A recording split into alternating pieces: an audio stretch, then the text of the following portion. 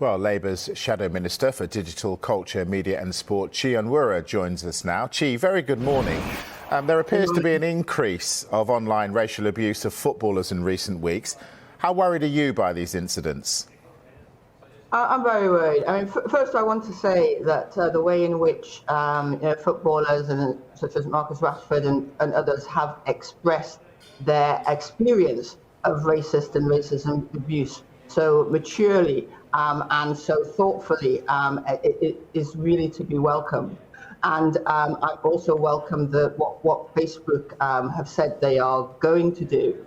But it's clear, isn't it? I remember 2 years ago when there was the racist abuse of Raheem Sterling and Danny Rose and Wilfred Zaha, for example, and there were promises to address that. It's clear that for Facebook or others to say that express surprise that this is happening is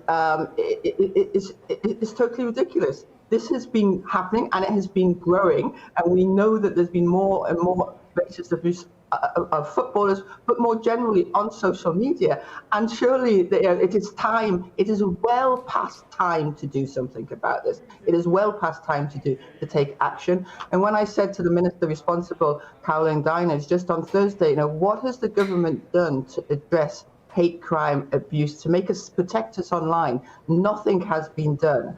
And whilst charities such as Show Racism the Red Card, Kick It Out, have done a lot of work, and footballers have done work, the football clubs have done a lot of work in this area, what we find is holding us back in protecting footballers and all of us, but footballers in their work and our beautiful sport. What's holding us back is the lack of action from government, the lack of action from the social media clubs, and I would also say institutions like UEFA who do not take racism seriously enough at an international level.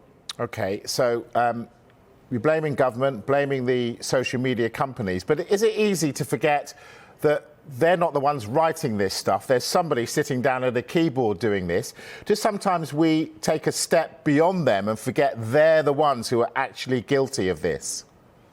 You're absolutely right, and I am not taking away the responsibility for the individuals, but just as we've seen, if somebody on the street makes a racist comment, then that can be reported, they can be identified.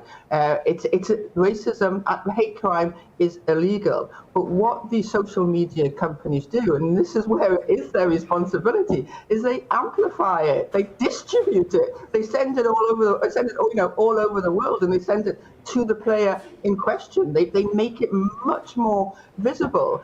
And what we need to see, and as I said, it's no surprise that this is happening. Facebook has been aware of this. They must have been aware of this. They have some of the greatest resources of any organization on the planet. But what we need to see is actual action rather than promises. And we need to see legal responsibility and accountability from the platforms for what is happening online. And we need the government to bring it. It's quite simple. We need the government to put in place the legislation that does that. We've been promised legislation on online safety for, I've lost track, for years now, and we still haven't even got a date for when it's going to come. The Secretary of State, Oliver Dowding, says, that he doesn't like it, that it's wrong. He seems to forget that he has the power to stop this, or to help it be stopped, by bringing forward the legislation that puts the accountability for the distribution of this racism with the platforms and enables the person responsible to be identified and to have measures taken against them, because the platforms don't always cooperate with the police as it is. And I have to say also, if you suffer from racism and you're not a Premier League footballer or even a politician like myself, and you try and get action from the platform, you will be lucky if they even respond to you. Okay, you're obviously speaking, very personally there. So, have you suffered online abuse?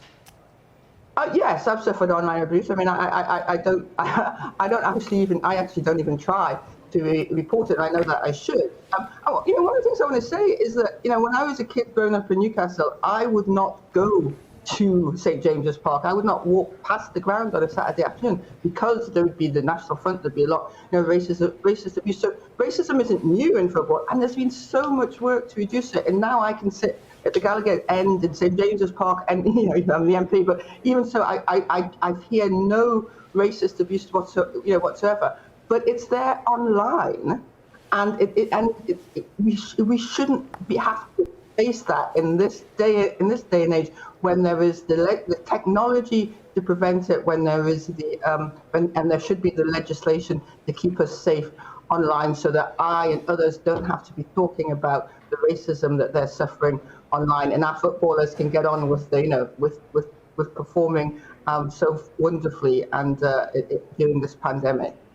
Absolutely. Chi, great pleasure to speak to you. Thank you very much for joining us this morning. Thank you.